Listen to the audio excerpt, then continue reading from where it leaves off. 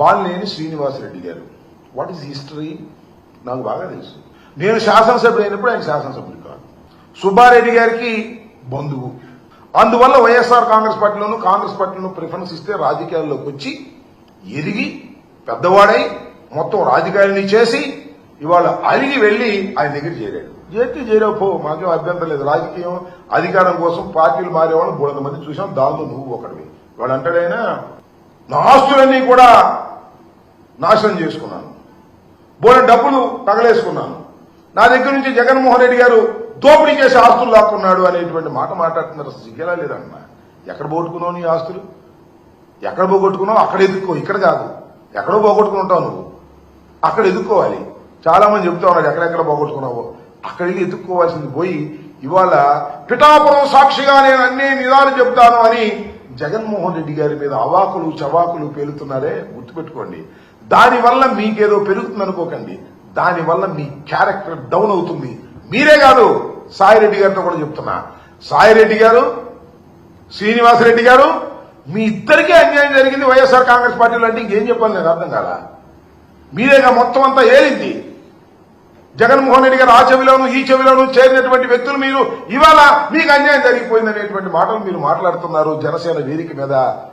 వారికి ఎట్టాకు సిగ్గు లేదు, మీకు సిగ్గు లేదు. సిగ్గు లేకుండా మాట్లాడుతున్నారు. అయ్యా పవన్ కళ్యాణ్ గారు, ఇలాంటి వారిని నమ్మి నువ్వు రాజకీయాలు చేస్తే శ్రీమద్ రమారమణ గోవింద్ అనే విషయాన్ని కూడా గుర్తుపెట్టుకోమని మనవి చేస్తున్నా. దాంతోపాటు ఇంకొక ఆయన ఉన్నాయండి, మా దగ్గరే ఉన్నాడు మొన్నటి దాకా. నేను టికెట్ ఇవ్వకూడదు అక్కడికి వెళ్ళాడు. ఆయన మాట్లాడుతున్నాడు, జగన్మోహన్ రెడ్డి గారి గురించి మాట్లాడుతున్నాడు. రాజశేఖర రెడ్డి గారి దయా దాక్షిణ్యాల వల్ల పార్లమెంటు సభ్యుడైనటువంటి వ్యక్తి, జగన్మోహన్ రెడ్డి గారి దయా దాక్షిణ్యాల వల్ల పార్లమెంటు సభ్యుడైనటువంటి వ్యక్తి ఆయన మాట్లాడతాడు.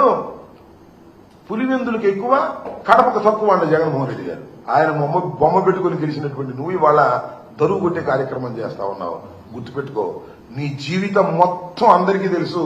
ఏదో వేదిక దొరికింది కదా అని రెచ్చిపోవద్దు, పిచ్చి పిచ్చిగా మాట్లాడొద్దని కూడా మనం చేస్తున్నాం. ఎప్పుడు ఇలాగే ఉండదు సార్.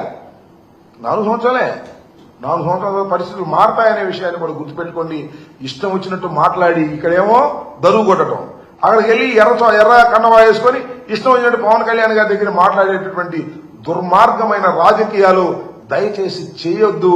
అలా చేశారా మీకు భవిష్యత్తులో నూకలు మిగలవని కూడా ఈ సందర్భంగా నేను చెప్పదలుచుకున్నాను.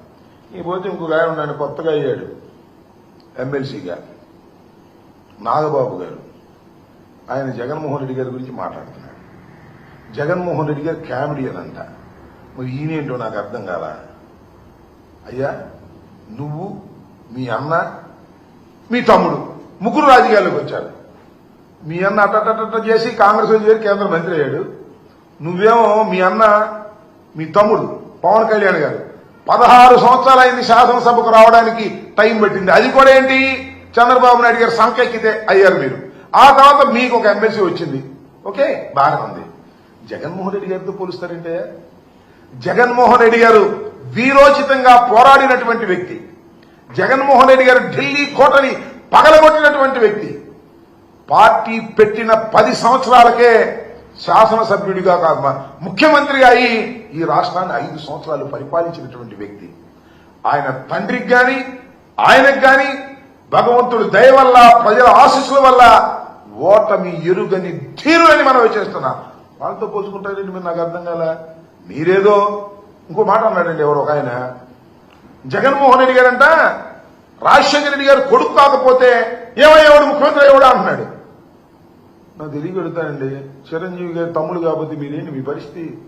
చిరంజీవి గారు మంచి సూపర్ హీరో అయ్యి, అది కూడా అల్లు రామలింగయ్య గారితో వియ్యం పొందిన తరువాత మంచి నటుడుగా పేరు ప్రఖ్యాతులు చేర్చుకున్నాడు. ఆ తర్వాత మీరిద్దరు కూడా ఆయన పేరు పట్టుకుని ముందుకెళ్లారు. మీరు ఇలాంటి మాట్లాడతారని నాకు అర్థం కాలేదు. రాజశేఖర రెడ్డి గారు గాని, జగన్మోహన్ రెడ్డి గారు గాని అత్యంత ప్రజాదరణ కలిగినటువంటి నాయకులు. అత్యంత ప్రజాదరణ ఎలా వచ్చింది?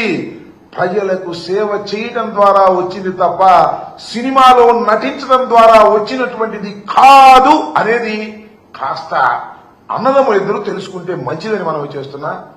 ఇవాళ నాగబాబు గారు రెచ్చిపోయి మాట్లాడుతూ ఉన్నాడు. పాపం ఆయన కూడా ఏదో అన్నాడు, ఈయనకి టికెట్ ఇచ్చి వెళ్ళిపోయిన ఆయన కూడా ఏదో అన్నాడు తెలుగుదేశం ఆయన్ని. ఇలా పిచ్చి పిచ్చిగా మాట్లాడడం వల్ల ఏమి ఉపయోగం లేదు. మీరు అడ్డదారిన రాజకీయాల్లోకి వచ్చిన వారు, ఎవరి సంఖో ఎక్కి రాజకీయాలు చేస్తున్న వాళ్ళు, మీకంటూ ఒక ప్రత్యేకమైనటువంటి సిద్ధాంతాలు లేనటువంటి వ్యక్తులు మీరు ఇవాళ మాట్లాడుతున్నారు. వస్తారు జనం, అధికారం ఉంది, డబ్బు ఖర్చు పెట్టారు, సినిమా గ్లామర్ ఉంది, వస్తారు జనం, అధికారం ఉంది కదని. ఈ వచ్చిన వాళ్ళందరూ గొప్ప వాళ్ళని, లేదా మీకే పెద్ద ప్రజాబలం ఉందని పప్పులో కాలేయొద్దు. దక్షిణాదికి వెళ్తేనంట, మన ఉత్తరాదికి వెళ్తేనంట అందరూ ఫోటోలు దిగుతున్నారంట పవన్ కళ్యాణ్ గారి గురించి.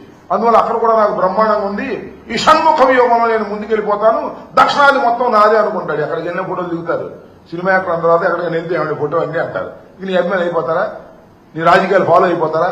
గుర్తుపెట్టుకోమని మనవి చేస్తున్నా. ఈ విధంగా పవన్ కళ్యాణ్ గారు జనసేన పార్టీ దిశ లేకోకుండా నిన్న నిర్వహించినటువంటి ఈ జయకేతనం జనం బాగా వచ్చారని అంటున్నారు. చివరిలో పవన్ కళ్యాణ్ గారు మాట్లాడేటప్పుడు వెళ్ళిపోయారని కూడా అంటారు. ఇసుగు పుట్టేది ఏమి లేదు, ఇసుగు పుట్టి వెళ్ళిపోయారు. కాబట్టి మీరు ఏదైతే చెప్పాలని ప్రజలకు అనుకున్నారో అది చెప్పలేకపోయారు. కారణం ఏంటంటే మీ దగ్గర సరుకు లేదు. కేవలం చంద్రబాబు నాయుడు గారికి భజన చేసేటటువంటి కార్యక్రమం, చంద్రబాబు నాయుడు గారి భజన బృందంగానే మీరు తయారయ్యేది నిజమైనటువంటిది. దాన్ని ప్రజలు గమనిస్తున్నారు. ఇవాళ కావచ్చు రేపు కావచ్చు గమనిస్తారు. కాపులు కూడా గమనిస్తారు. అయ్యా కాపులందరూ అనుకుంటున్నారు ఎవడో ఒక మా కులంలో ముఖ్యమంత్రి అయితే బాగుంది అనుకుంటున్నారు. అదేదో పవన్ కళ్యాణ్ గారి ద్వారా అవుతుందేమో అనుకుంటున్నారు. పవన్ కళ్యాణ్ గారి ద్వారా అయ్యేటటువంటి శక్తి పవన్ కళ్యాణ్ గారికి లేదు అనే విషయాన్ని మీరు నిదానంగా తెలుసుకుంటారు. సినిమా క్లైమాక్స్ లో తెలిసింది ఆయన పనిచేయడానికి రాలేదు. కేవలం చంద్రబాబు నాయుడు గారికి ఊడిగం చేయడానికి, కాపులందరినీ కట్టగట్టుకుని తీసుకువెళ్లి చంద్రబాబు నాయుడు గారికి అప్పజెప్పడానికి మాత్రమే ఆయన రాజకీయ పార్టీ పెట్టి నడుపుతున్నారనే విషయాన్ని ముఖ్యంగా పిఠాపురం తాలూకా ప్రజలు నేర్చుకోవాలి, తెలుసుకోవాలని ఈ సందర్భంగా నేను చెప్పదలుచుకున్నాను.